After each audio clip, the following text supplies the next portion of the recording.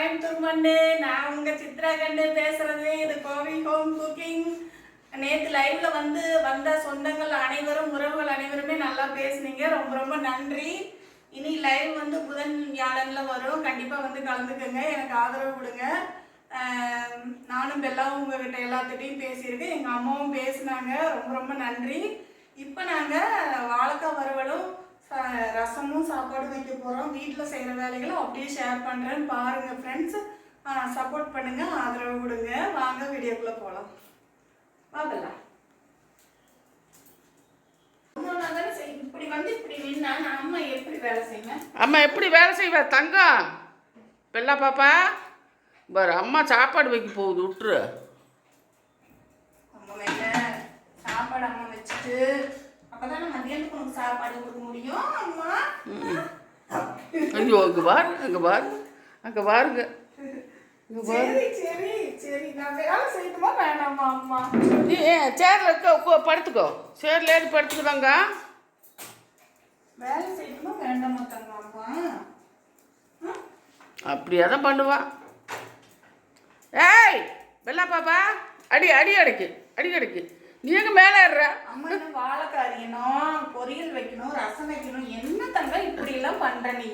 இவன் இருக்கிறதுக்கு வேலையே செய்ய விட மாட்டாளாட்டு. வேலை செய்யறதா வேண்டாமா? இந்த குதி குடிக்கிற நீ. குச்சி கொண்டாரு, குச்சி கொண்டாரு பாப்பு. வேலை செய்ய விடுதாங்க. நீ மேலே இந்த இதுல ஏறிக்க, இதுல ஏறி படுத்துக்கோமா. கொஞ்சமா கொஞ்சமெல்லாம் முடியாது, அவ்வளவுதான். அப்புறம் வேலை எப்படி செய்யறது? உன்னை கொஞ்சிட்டு இருந்தா சரி. அங்கே பாரு, அங்கே பாரு. சரி வா வா, கொஞ்சி விட்டுறோடும். தங்கா இங்கே பாரு, வெள்ளா பாப்பா விடு. சாப்பாடு மத்தியானத்துக்கு நம்மளாம்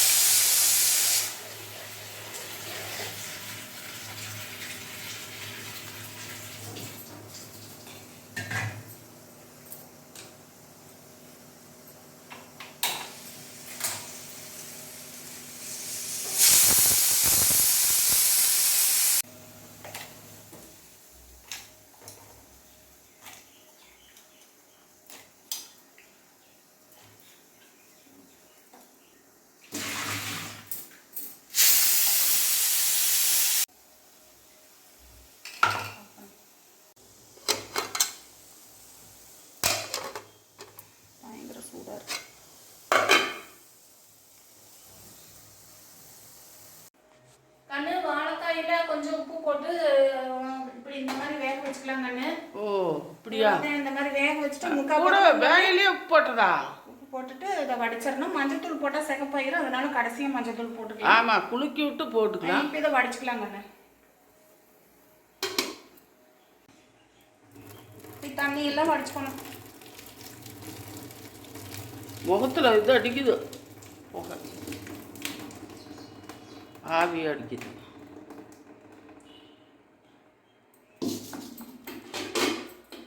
அவ்வளோதான் கண்ணு, வடிச்சாச்சு. இப்படிதான் இருக்கும். இதுக்கு மேலே நம்ம என்னென்ன போடணுமோ போட்டு எல்லாம் தாளிச்சு ஒரு அரை வேக்காடு வந்தால் கூட போதும். அப்படியே தாளிச்சு விட்டா நல்லா இருக்கிறதில்ல. தாளிச்சு விட்டா வாய்வு, வாய்வு வாய்வு தொபுரு அப்படியே இருக்கும், சாப்பிடக்கூடாது. அப்படி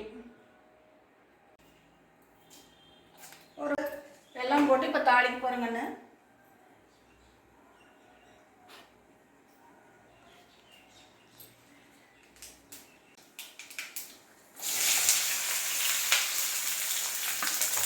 ஒரு வடச்சட்டியில் எண்ணெய் ஊற்றி கடுகு, கடுகுளுந்தம் பருப்பு, வெங்காயம் எல்லாம் போட்டு இப்படி நல்லா வதக்கி விடணும். வதக்கி விட்டுட்டு அதுக்கப்புறம் தான் இந்த வாழைக்காய் போடணும்.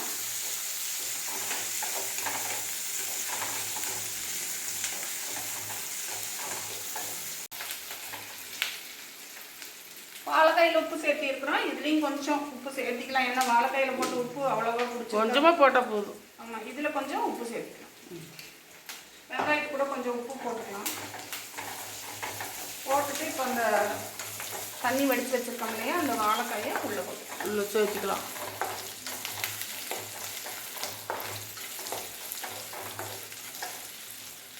ரெண்டு மூணு டைப் இருக்குது வாழைக்காய் இது பண்ணுறதுல, இது ஒரு டைப்.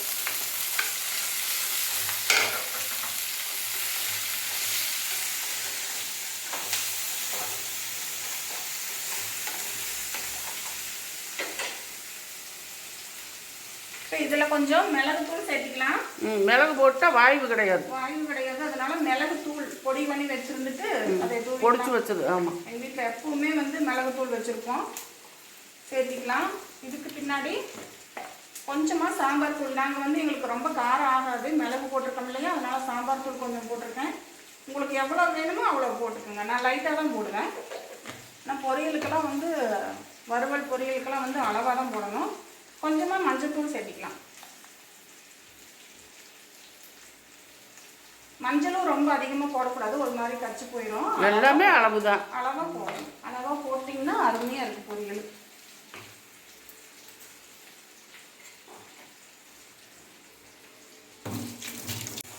இதை நல்லா இப்படி கலந்து விடலாங்கன்னு. இதை நல்லா கலந்து விட்டுட்டு நம்ம கடைசியாக தேங்காய் பூவையும் போட்டு அதையும் ஒரு கலக்கிடலாம். அவ்வளோதான், பொரியல் வேலை முடிஞ்சது. இந்த அளவுக்கு பண்ணால் அவ்வளோ அட்டகாசமாக அருமையாக இருக்கும். இப்போ நம்ம திரும்பி வச்ச தேங்காயும் போட்டுக்கலாம். தேங்காயும் அதிகமாக போட வேண்டியதில்லை, கொஞ்சம் போட்டால் போதும். இந்த மாதிரி நீங்கள் வந்து வாழைக்காயை செஞ்சு சாப்பிட்டு பாருங்கள், அவ்வளோ ருசியாக இருக்கும். அந்த ரசத்துக்கும் அதுக்கும் ரொம்ப நல்லா இருக்கும். ரசத்துக்கும் வாழைக்காய் பொரியலுக்கும் தான் சூப்பராக இருக்குங்க. அப்புறம் இதுக்கு சாம்பாருக்கும் அருமையாக இருக்கும். வாழைக்காய் எல்லாத்துக்குமே மேட்ச் ஆகும் வாழைக்காய் பொரியல். அடுத்தது ரசனைக்கு போகிறோங்கன்னு. இப்போ ஒரு பாத்திரத்தில் 2 தக்காளி சின்ன சின்னதாக கட் பண்ணி வச்சுருக்கிறேன், அதை போட்டுக்கலாம். இப்போ ஒரு குட்டியாக ஊற வச்சுருந்த புளி தண்ணி அதையும் கரைச்சி இப்போ ஊற்றிக்கலாம் கூட. இப்போ இது கூட நம்ம ரசப்பொடி சேர்த்திக்கலாம். 1 ஸ்பூன் 1.25 ஸ்பூன் அளவுக்கு சேர்த்திக்கலாம்.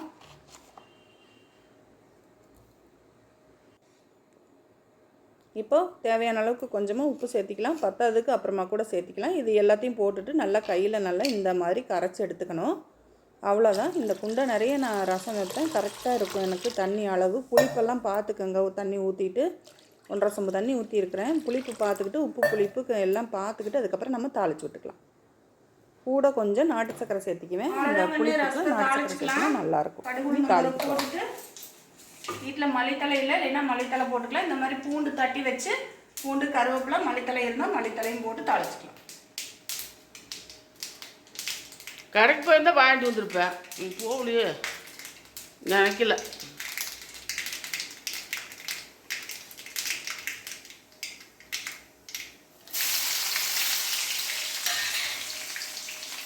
அவ்வளோதான். பூண்டு ஃப்ளேவர் இப்படி போட்டு நல்லா அந்த ஃப்ளேவர் வரணும். அந்த அளவுக்கு நல்லா பூண்டு செவக்க விட்டு நல்லா எடுத்து ரசத்தை உள்ளே ஊற்றிட்டோம்னா சூப்பராக இருக்கும்.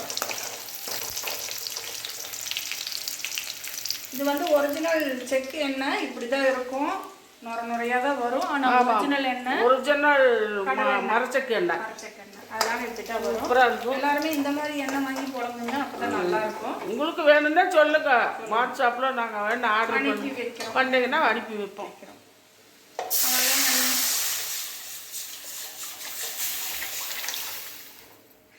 சூப்பரான ரசம் ரெடி. இது வந்து ரொம்ப ஈஸியாக ரசம் வைக்க தெரியாதவங்க கூட இந்த மாதிரி வச்சு பழகிக்கலாம். ரொம்பவே அருமையாக இருக்கும். சூப்பராக அருமையாக இருக்குது. அவ்வளோதாங்க, ரசம் ரெடி ஆயிடுச்சு கண்ணு. நீ ஆஃப் பண்ணிக்கலாம். நுரைச்சி வந்துருச்சு, ஆஃப் பண்ணிக்கலாம். இது இன்னொரு பாத்திரத்துக்கு மாற்றிக்கலாம். சூப்பராக மணக்க ரசம் வச்சாச்சு. இதே மாதிரி நீங்களும் செஞ்சு பார்த்துட்டு எப்படி இருக்குதுன்னு உங்கள் ஃபீட்பேக் சொல்லுங்கள். இந்த வீடியோ உங்களுக்கு கண்டிப்பாக பிடிச்சிருக்குன்னு நம்புகிறேன். நான் பாருங்கள் எப்படி இருக்குதுன்னு. ரசம் சூப்பராக இருக்கும். நாட்டு சக்கரை சேர்த்தும் போது அட்டகாசமாக இருக்கும். இந்த வீடியோ உங்கள் எல்லாத்துக்கும் பிடிச்சிருக்குங்கன்னு. பிடிச்சிருந்தா லைக் பண்ணி அப்படியே பட்டனை தட்டி விட்டு போயிருங்க. கமெண்ட்டை தட்டி விடுங்க, ஷேர் பண்ணுங்கள், மீண்டும் ஆதரவு கொடுங்க. மீண்டும் இன்னொரு வீடியோவில் சந்திக்கிறேங்கன்னு. வரட்டுமா? பாய்.